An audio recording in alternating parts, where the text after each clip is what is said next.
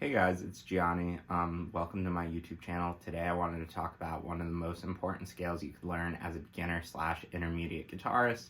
That's going to be the chromatic scale. You're probably wondering, if you've never heard of the scale, what is the chromatic scale? I would say it's similar to our alphabet. So it's pretty much every single note that exists in music. So if you think about it on the guitar, it's pretty easy because it's just one line. I can put a tab up for the chromatic scale for this lesson.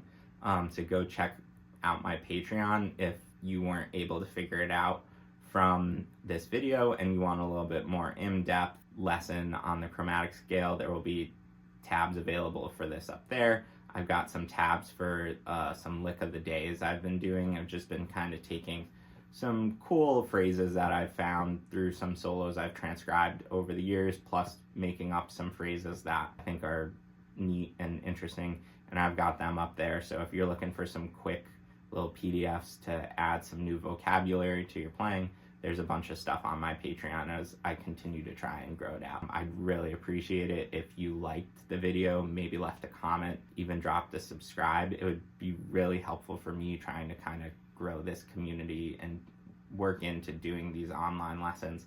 This is new for me. It's kind of weird to talk to the camera.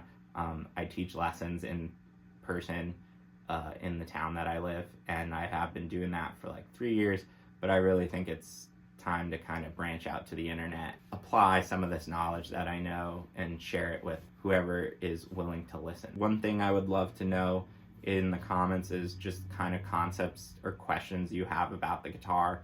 I'd love to hear what you guys are working on and see if I can answer your questions in any way. So if you have any questions about the guitar, drop them in the comments. Anyway, thanks for listening. Thanks for watching. Good luck learning the chromatic scale. I hope that this lesson was useful and this playing helps you unlock something with your guitar. I think the easiest way to understand the chromatic scale on the guitar is just by working on one string. And the reason why this is super important for the guitar is because the guitar is a transposable instrument. So what does that mean? That means that all these shapes that you know for like your minor pentatonic, you can move them all and get them with the same shape, just in different key centers. The easiest way, in my opinion, to learn the chromatic scale is to just work on one string set. The string set I usually use to introduce this to beginner / intermediate players is the A string, just because it's very similar to the order of how our alphabet would go, so I think it's a lot easier to memorize if you start from A and end with A. So on the A string or your 5th string, the natural notes that we're going to use to play this scale are going to be A, B, C, D, E, F, and G. And then we're going to have a couple in-between notes, which we refer to in music as accidentals. You might know on a piano, they're the black keys on a piano. So these notes, there's actually 5 of them, but they can function as different notes, either a sharp or a flat. Whenever we're using sharps, it's usually in a setting where we're ascending in pitch. So you can always think of sharps as being pointy or going up. And I like to think of flats as, a flat tire, the air goes out of the tire, so the pitch goes down. So that's usually how I tell my students to remember the differences between sharps and flats. And so, for instance, if you take your 1st fret, the 1st fret either coming from A is going to be an A sharp, but if you're going down in pitch, coming from B, it's going to be a B flat. So A sharp and B flat are actually the same note, they're just called different things depending on which natural note you're coming from, or the direction of the melody is going. I will use kind of the 1st finger to do the 1st fret, 2nd finger to do 2nd fret, ring finger to do your 3rd fret, and your pinky to do the 4th fret. And then we'll shift up position and do the same thing, kind of 1, 2, 3, 4, 1, 2, 3, 4. So you could alternate pick this, whatever way is comfortable for you. I think it's just more important that you learn the actual notes that follow this. So for instance, we're going to start with A, so that's going to be your open string, will be an A. After A, we'll get A sharp. After A sharp, we'll have a B. After B, this is a naturally occurring half step. So what this is on a piano is the 2 white keys that don't have a black note between them. So on the guitar, it's just easier to memorize these. There's 2 places where this happens, where the natural note doesn't have a sharp, or a flat. So those spots are going to be B and C. So there would be no such thing as a B sharp, and there would be no such thing as a C flat. In certain settings, when you're spelling certain scales, you might come across these notes, but it kind of makes no sense to refer to it as a C flat when you could just say B. Most people will recognize the note B better than if you say C flat. You might throw them for a loop a little bit. So it's kind of best to just avoid using these. So after C, we get C sharp. Then we're going to go to our 5th fret. We're going to have a D. Then we're going to go to our 6th fret, a D sharp. Our 7th fret will be an E. Our 8th fret will be an F. And so 7 and 8 are another spot where we have naturally occurring half steps. So E and F are also a pair of those naturally occurring half steps. So we'll never have an E sharp. It would just kind of be an F.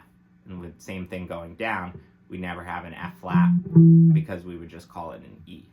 So coming from here, our 9th fret's going to be an F sharp.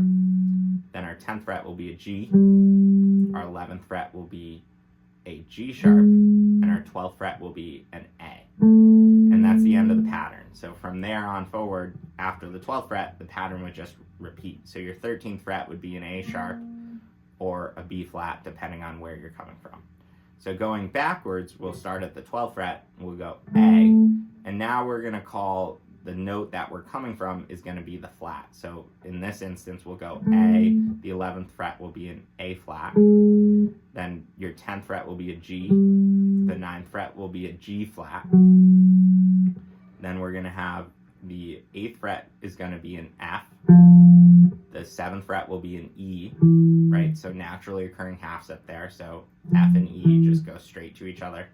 Then your 6th fret's going to be a E flat, your 5th fret will be a D, then your 4th fret will be a D flat, then we get to 3rd fret will be a C, and then our 2nd fret will be a B.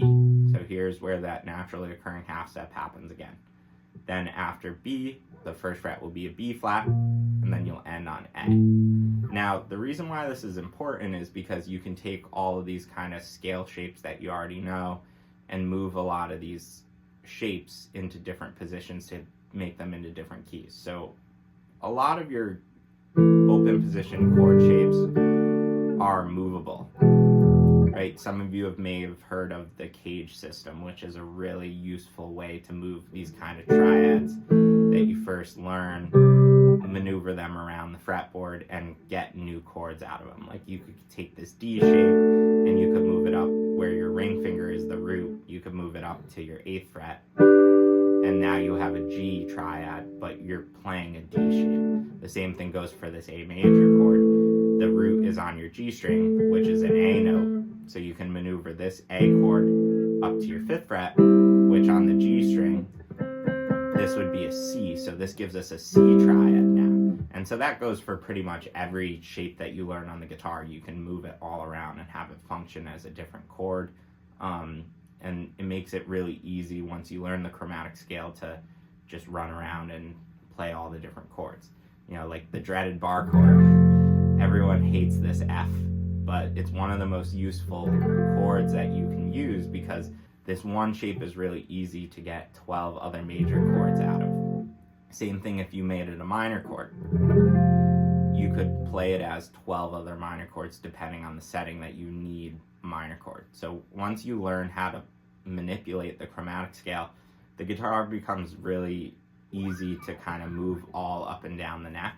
And if you just start thinking about kind of the chromatic scale and thinking about what notes you're playing, if you practice this a little bit every day, it will just kind of start to seep into your playing, and you'll just kind of be doing it subconsciously eventually. So it is something that I would say you could throw into your regular practice routine if you don't know this yet. And as time goes on, it will just start to be something that your brain will start to recognize the names of the notes a lot faster, the more and more that you're conscious about it and think about it. So we learned the chromatic scale on our A string. So if you memorize it on your A string, it's really easy to transfer it to all the other strings, right?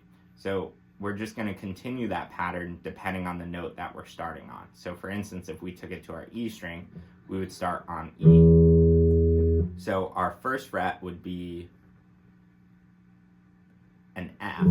I left space in there to see if you would answer it. So hopefully some of you said out loud F. That would be really awesome. So either way, so we have an E, then an F, then we get an F sharp, then the third fret would be a G, our fourth fret would be G sharp, then our fifth fret would be A sharp, B, C, C sharp, D, D sharp, and E. And then same thing if we went backwards, we'd have E, E flat, D, D flat, C, B, B flat, A flat, G, G flat, F, and E. And I would say that it's really important to learn this on your A and your E string first, and then kind of take it to all of the other strings, just because once you kind of know this bar chord, if you learn the chromatic scale on those two string sets, same thing with this bar chord, a lot of songs can be played very, very quickly once you master how to manipulate that bar chord up and down the neck. So it's a really great skill to have that, especially if you're somebody who's working on starting bar chords. You could play songs with entirely bar chords after you understand this concept. This goes for scales too. If a bunch of you are working on your pentatonic scales, that first note in that minor pentatonic, you know, that's a G, so that's our root. So if we wanted to take that and play that in a new key now, like let's say I wanted to play that in the key of C minor, all I'd have to do is find where C lives on my E string, which is going to be our 8th fret, and I want to just keep those fingers the same distance of frets, and then I'm going to perform that same shape just up in this area of the guitar. And now I have a C minor pentatonic. So this goes for every scale shape you kind of learn. It can be manipulated all around the neck, and this is a really great way to kind of take your playing to the next step. The next level is learning the chromatic scale, as well as once you mastered on the A and the E string, start taking it to the other strings, because you can play a lot of cool triads up on the higher string sets. It really opens up the range of your guitar and understanding how everything kind of works together. It's a really easy concept once you kind of break it down and you take the time to really learn it. It's something that's super useful, and I really use it every day. And it's really funny because I was on Instagram earlier this week and I spotted a video of Jimi Hendrix at some concerts, and it was really funny for this video because before the songs he was counting frets. So he was clearly using the chromatic scale to figure out what key he was in to start the song and make sure he was in the right key. So that was a really cool video to see, you know, a legend also using this in action. So it's a really useful little piece of knowledge that you should start trying to think about into your playing and just make it something that you're conscious about.